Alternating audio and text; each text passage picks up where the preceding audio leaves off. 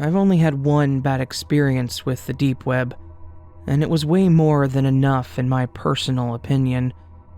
I'm not an overly technical person. I'm not a tech genius. I'm no hacker extraordinaire, but I do know my way around the internet, and I have an understanding of what indexing and non-indexed pages, deep web, actually are. I took a few classes on internet security, and there were a couple of sections dedicated to the deep web and dark web, or at least explaining what they were, how the technology worked, like onion routing and encryption, and I felt confident enough to get on the deep web, and I thought I could keep myself safe. And that confidence was my first mistake. But in my defense, this situation could have happened on the surface web. It just made it that much creepier that it was on the deep web. Because I wasn't interested in any of the illegal content on the dark web, I kept myself confined to the part of the deep web that was closer to the surface. Basically, the wading pool of the deep web. Of these pages, I mostly visited things like forums and discussion boards. I had this personal appreciation for anonymous conversation, and while I wasn't a troll or aggressive or anything, I was a bit more out with my opinion and personality, as there wasn't a name associated with the statement. Now, in order for this all to make sense, I kind of have to explain about what happened, and then go back to explain the how, because it won't really make sense otherwise. As stated, I spent a good amount of time on the forums. I spoke with people that I honestly considered my friends, and I learned a lot. It was actually kind of nice. Kind of like there was a place that I belonged. Like a bar, but with text and random people that were faceless. Now, on the main forum that I would use, most people signed their posts and messages with a pseudonym. Of course, there was no control over this, and anyone could use anyone else's name on their post, and no one would ever be the wiser. Strangely enough, it was kind of an honor system, and most people followed it. My name on this site was, ironically, No Girls on the Net. It was supposed to be a joke, a play on the claim that there are no girls on the internet, just guys pretending to be girls. This was ironic because I was a girl. Anyways, on this forum, I was fairly well known to a lot of the people in my subboards, and people would refer to me as girl. I know, not exactly specific, but typically when someone typed girl, they were talking about me. Anyways, I was friends with a lot of people on this page, and they were all fairly decent. Never ran into anyone that I thought was really creepy, for the most part. That fell apart when I got a message on Facebook one day, of all places, from some guy that I had never seen before, named Derek. And that message just said, "Hey girl." At first, I didn't put two and two together. I thought he was just being a douche, and I told him as such. My response was simply, "What an incredibly rude and derogatory way to refer to someone. Give me one reason I should even bother responding to you beyond this." And this guy responds with, "I thought that's what everyone called you. At least, that's what I've always called you.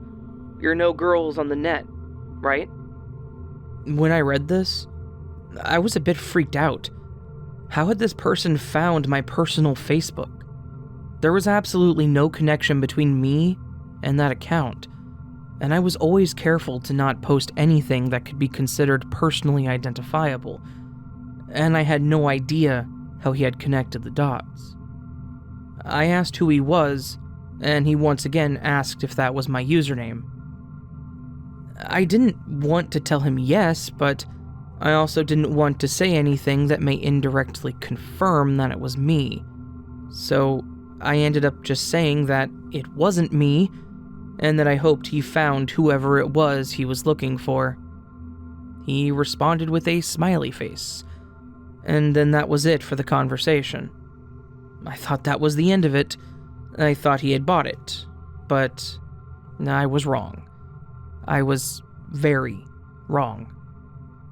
About a week later, I got a letter in the mail, and while this was a bit off, in today's day and age that is, I didn't think too much of it. I took it in, and I opened it, and then I pulled out the letter. It was a printed letter that pretty much just said, "Don't lie to me, girl. I know it's you. I want to get to know you better. Here's my phone number. Shoot me a text when you get this. P.S. I will know that you got it." I was seriously freaked out. This guy was sending me letters, which meant that he knew my address.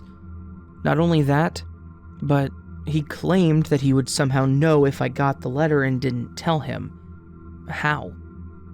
That's when I looked over at the envelope to see if I could find a return address, and then I realized that, of course, there wasn't one. On top of that, there weren't any stamps on the envelope either, which meant that it hadn't gone through the post office. It was most likely hand-delivered, which then told me how he was going to know if I got it. My next mistake was calling the number. If I was going to fix this problem, I was going to have to do it head-on. I pulled out my phone and I called him. When he answered, he started off with, "Hey, sweetheart." I was legitimately disgusted. My response to him was, "I'm not your sweetheart. I don't even know who the hell you are. How did you find my information?" He avoided this question, but started saying that he was in love with me and that he needed me in his life. I, once again, told him that I had no idea who he was, and that I wasn't interested. He told me to get interested, or things were going to be difficult between us. I'd had enough.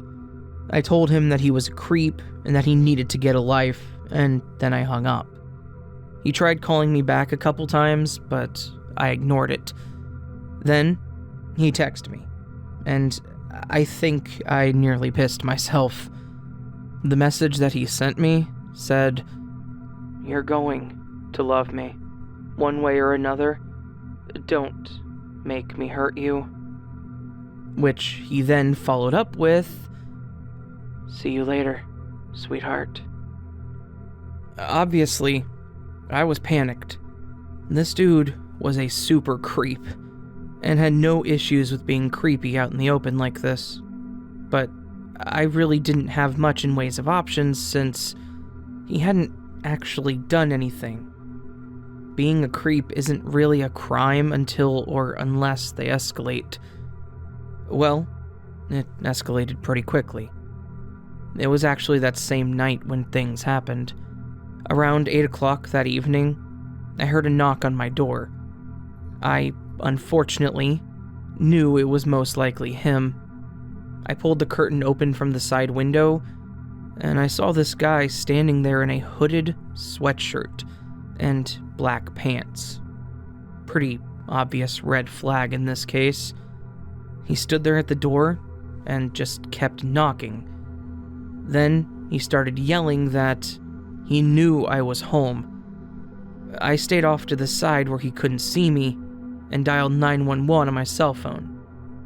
When they asked what the emergency was, I said, loud enough for him to hear me, that there was some creep trying to break into my house, hoping that it would be enough to get him to go away. What I didn't expect was him to smash the glass of my front door with a hammer, and then reach in to unlock the door. What he didn't expect was my brother, a trained police officer, to come around the corner with his gun locked on him the second he stepped into the house. As soon as my brother screamed, "Get on the ground," this guy started yelling, "Don't shoot me," and fell to his knees. My brother restrained him, and the cops eventually showed up to arrest him. When they got him out and in their car, they came back to tell us what they had pulled off of him. This guy came with zip tie cuffs, a large knife, the hammer, obviously, and a pillowcase stuffed into the hoodie pocket. Basically, it was likely that he planned to kidnap me, cuff me, put the pillowcase over my head, and then take me out to his van, which he had parked just outside. In the van, they found condoms, adult toys, and various other creeper things that I don't really want to think about right now. So, that's the what. But the question becomes the how. How did he find me? How did he know who I was? How did he connect my stupid username with me as a person? Easy. I was an idiot.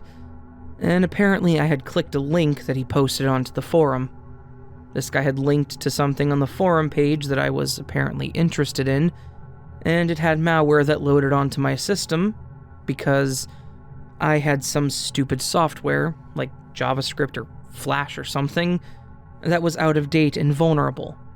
And this guy was able to drop a keylogger onto my system. That, plus those fantastic little things in Chrome and Firefox that will save your personal information for quicker entry, things like your address and name and all that, yeah, that helped him tremendously. This guy had infected my system, and I had, unbeknownst to me, given him all my personal information. Then he turned into the super creep. Like I said above, this technically could have happened on the surface web, but I think it was more likely to happen on the deep web forum because I had taken my anonymity for granted. I thought I was safe. I thought I was invincible because my name was not connected to the board or the posts. So, I guess take this as a lesson. Do not think that anonymity is invincibility, and make sure you always update your computer.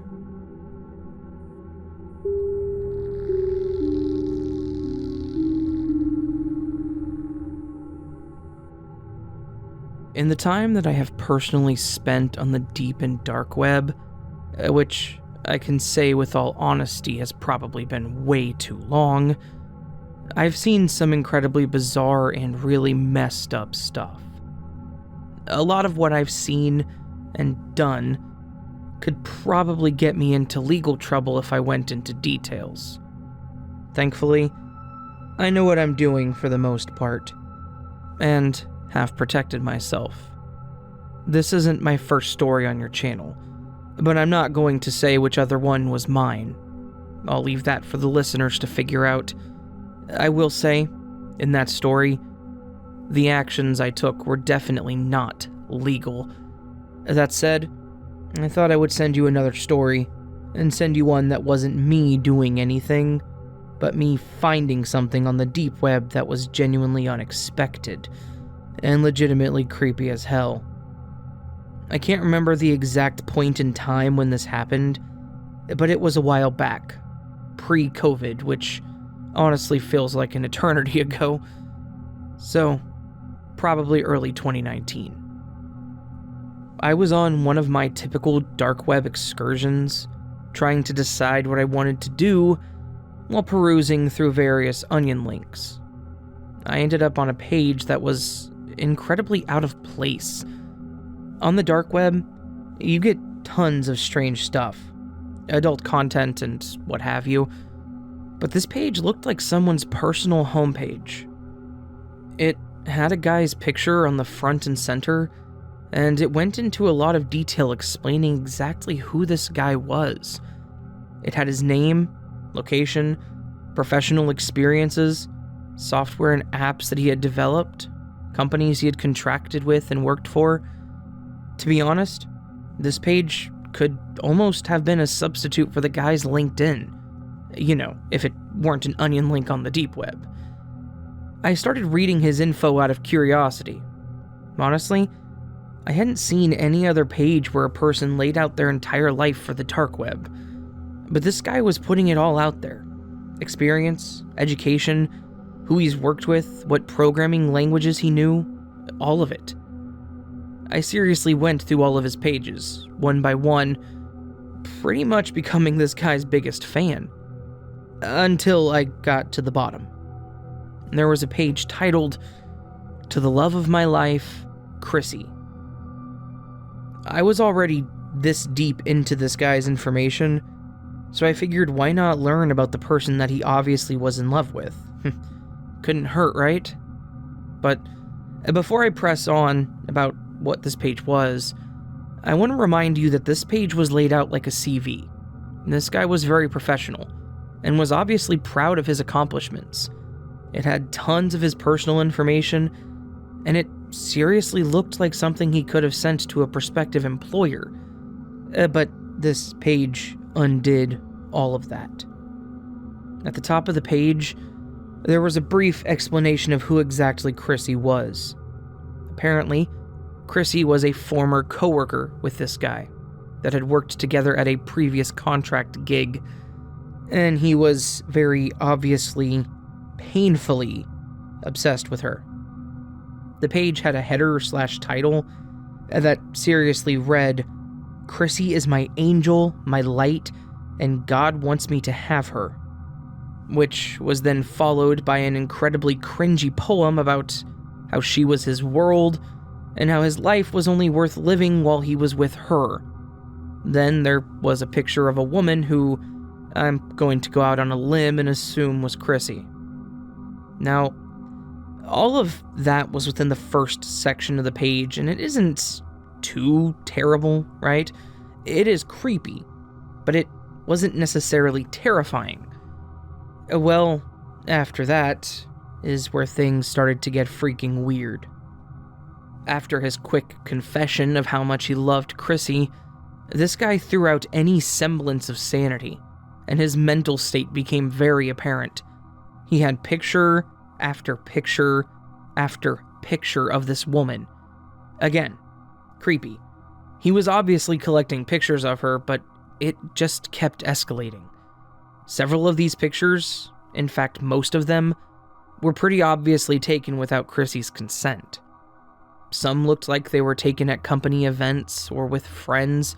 Some looked like they were taken from a Facebook page. But a lot of them were taken of her at candid moments. There were pictures of her at her desk in an office, in a parking lot, eating lunch with her friends, at a grocery store, and at a park with, I'm assuming, her husband and her kids. There were even some pictures taken of her through a window and through curtains of her in pajamas, and some others of her in her underwear in her bedroom. This guy was very clearly a stalker, which, yeah, was obvious, but he had taken it almost to the furthest level he could. By this point, we've clearly established here that this guy was obsessed, stalker, creep, but there's more. He had actually gone the length to Photoshop Chrissy's face onto adult models, and then Photoshopped his own face onto males in the same pictures. Each picture had its own description of what it was supposed to be, like, me and Chrissy on our honeymoon, a hot summer night, expressing our love, etc. And all of them were obviously Photoshopped pictures of adult content with their faces. This man was obsessed, yes, which is creepy in its own rights, but this was a level above obsession. This was him living out a creepy fantasy with a woman that had a life of her own, and she had no idea how deep in love with her this weirdo was. I honestly felt bad for her. If I knew how to get a hold of her, I would have let her know so she could file a restraining order. I remember that after all the freaky pics, there was a section at the end that said something like, "Chrissy and I are soulmates. We met in heaven before we came to earth, and God wants us to be together. We will be the modern Adam and Eve, lovers meant to usher in the future. She will see how much I love her, and we will embrace as we welcome our new lives." Which, to me, sounded a bit like he was going to force her to love him. But I don't know. In the end, this was one of the weirdest things I've seen on the dark web. It may not be super creepy to some people, but it does make me wonder how many weirdos obsess with their women coworkers like this and don't build their own deep web shrine.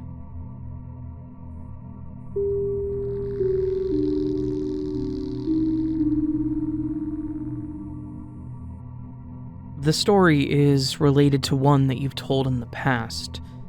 You could see it as a continuation or addition to it. I'm not the author of that story, but I've had a similar experience. The story in question is the one you mentioned, I think, back in your first dark web video about the kids that ended up on the human meat shop. If any one of you don't recall the story, first off, you should go listen to the video. But it was about a group of kids who were messing around with the dark web and ended up on a butchery site that listed human meat and explained how to properly prepare it. They advertised their special seasonings and gave all the information about the specific human cuts. They also touted that they sourced on demand, meaning they had the ability to get the meat when you requested it. So they had it on standby, and then they would kill and cut it when you wanted it. Kind of like Wendy's fresh, never frozen promise, but for cannibals. Yeah, it was legitimately creepy stuff. And what's even worse, it's legitimate. I can actually vouch for the legitimacy of the human meat market. I don't know about that specific page they were on. It could have been a honeypot. Who knows? But there are a handful of actual pages that you can work with to get human cuts. I've actually spoken with people that claim to have eaten human meat on the dark web, and they've told me it tastes close to veal, but depending on the person's fitness level, can also taste closer to pork. I don't know about you, but that thought makes me gag and kind of want to become a vegan. That said, I actually had a bit of a story about another dark web site that was similar, but took it a bit further in their intentions. I'm not going to name the page. I don't want you listeners going out there and becoming man-eaters. Plus, it's super illegal to buy human meat. Duh. But there was, and probably still is, a dark web site out there that is dedicated to cannibalism, but they see it as more of a religious experience than anything. You heard that right. They see the practice of cannibalism as a religious experience. This group of people that are on this page firmly believe that loving thy neighbor is not enough. You should also gnaw on their shins with a bit of Sweet Baby Ray's. Sorry, bad joke. Humor aside, I am being completely serious. The site was built by a group of people, a cult, if you will, that hold a firm belief that the ultimate act a human can perform to get closer to God is to consume their fellow man. Their ethos basically states that eating human meat can cause a change in your biology and would make you more than human. It said something about how it was basically the way to climb up the food chain, and that the only thing above humans were gods. Thus, being more than human made you godlike. I remember reading a lot of their information and just thinking, wow, these people are completely and totally insane. But they definitely held tight to their own beliefs, and they didn't shy away from what they thought. Like I said, this was pretty obviously a cult, and it used all of the expected cult language, pushing you to become more than what you are, talking about how their leader was given this message from God himself, and trying to gather more members through their positive reinforcements of their ideologies. They had a section where you could actually sign up for a meeting to come and see what their group was about, which, to me, felt more like a method of getting more victims, but maybe they were legitimately recruiting people. Much like the other page, They had all the basics. How to prepare the meats, what flavors went best with what parts, how to safely eat your human meat, which is an interesting thought. There was even an entire section of the page dedicated to their members and rankings. It included their favorite activities. It was honestly like an icebreaker page that was made to show you that everyday people were also willing to eat other everyday people. Overall, this was a 10 out of 10 on my WTF meter, and if I disappear after sending you this story, you'll know what happened. I'll just hope they pair me with a nice salad to balance out the meal.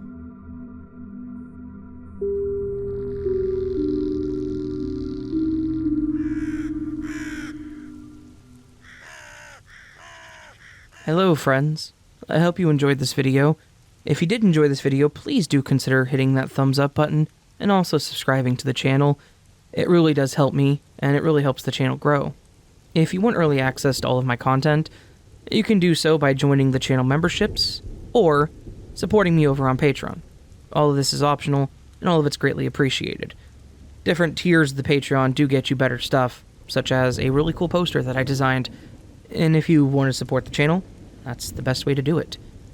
All that said, anything you do to support the channel is appreciated. Also, consider leaving me a comment letting me know which of these stories was your favorite. I just kind of want to know what you thought. All that said, friends, I hope you have a beautiful day, and I hope I'll see you in the next video. But until then, sleep well.